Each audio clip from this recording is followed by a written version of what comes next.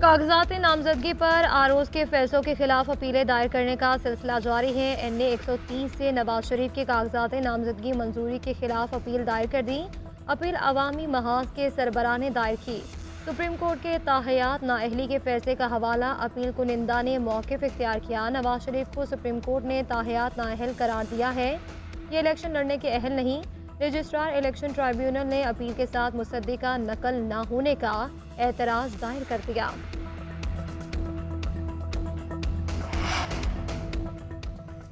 PTI रहनुमाओं को गिरफ्तारी का खदशा, पावर ऑफ अटर्नी के तहत अपीलें दायर की जाएंगी। एनए 185 से जरताज गुल ने अपील दायर कर दी।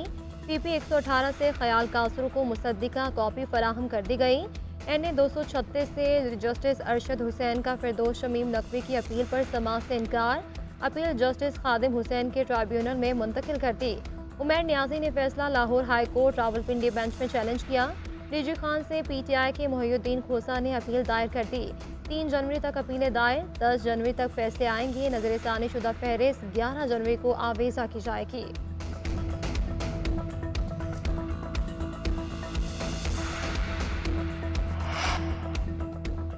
तहरीक इंसाफ का कागजात नामजदगी मुस्तरद होने के खिलाफ सुप्रीम कोर्ट जाने का ऐलान। बैरिस्टर गोहर ने कहा, तहरीक इंसाफ का इलेक्शन के बाइकआउट का कोई इरादा नहीं। कुछ भी हो जाए इलेक्शन जरूर लड़ेंगे। टिकटों की तकसीम पर कल और परसों बानी चेयरमैन से मुशावरत करूंगा।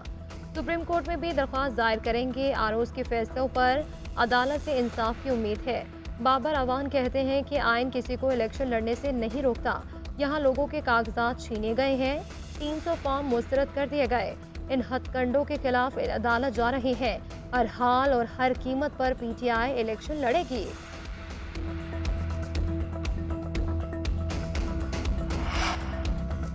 कौन इलेक्शन लड़ेगा, किसके कागजात वापस लिए जाएंगे। जाती उमरा में नून लीग की अहम बैठक। नवाज शरीफ की जेर सदारत इजलास। शहबाज शरीफ, मरियम नवाज, इसहाक डार और राना सनाउल्लाह समेत सीनियर कायदीन शरीक हुए। आइंदा आम इंतखाबात में टिकटों की तकसीम से मुतालिक हतमी मुशावरत। उम्मीदवारों से मुतालिक सिफारिशात पर गौर। दीगर सियासी जमातों के साथ भी सीट एडजस्टमेंट के मामलात पर हतमी फैसला मुतवक्के है।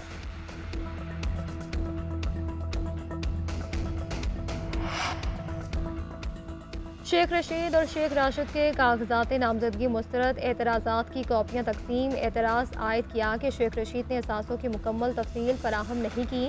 ज़ाहिर करदा असासे सरमायाकारी से मुताबिकत नहीं रखते। 2021 से 23 की आमदन का जिक्र नहीं किया। बगैर अदायगी 4 से 9 सितंबर 2022 को रेस्ट हाउस ठहरे। सरकारी बिल की मद में 3,22,000 रुपये अदा नहीं किए।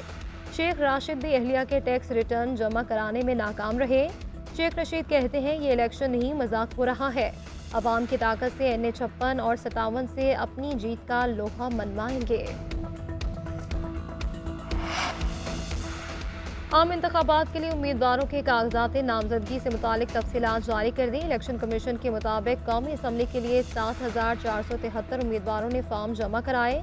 6,449 उम्मीदवार क्लियर, 1,024 मुस्तरद किए गए। सूबाई असम्बलियों के लिए 18,478 उम्मीदवारों ने कागजात जमा कराए। 2,216 उम्मीदवारों के कागजात मुस्तरद, 16,262 के मंजूर किए गए।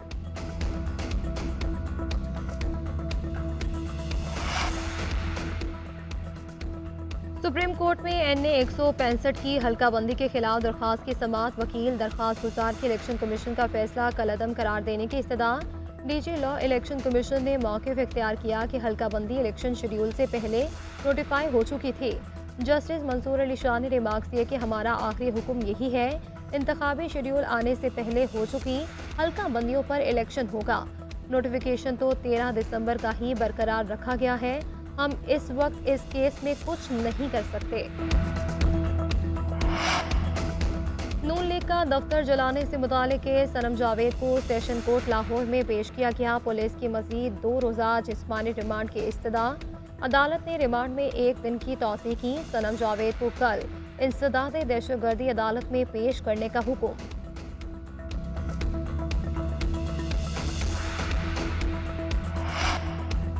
DG ranger Sindh major general Azhar Waqas का ठहरी मेरवा का दौरा।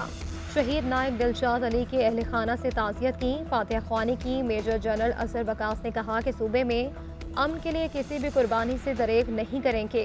रेंजर्स के अफसर और जवान दहशतगर्दी और जराइम पेशा अफराद से निमटने की भरपूर सलाहियत रखते हैं।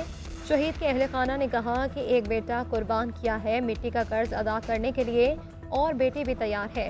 दिलशाद अली 7 अगस्त को लियारी में दहशतगर्दों की फायरिंग से शहीद हुए थे।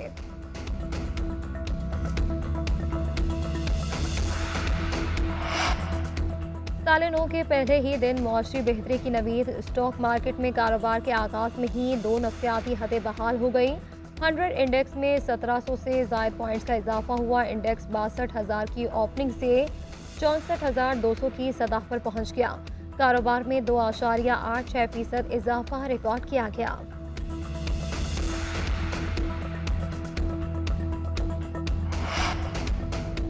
और ऑस्ट्रेलिया के खिलाफ तीसरे टेस्ट का चैलेंज दरपेश है। कौमी स्क्वाड की सिडनी क्रिकेट ग्राउंड में प्रैक्टिस जारी। बैटिंग, बॉलिंग और फील्डिंग की मशकें की।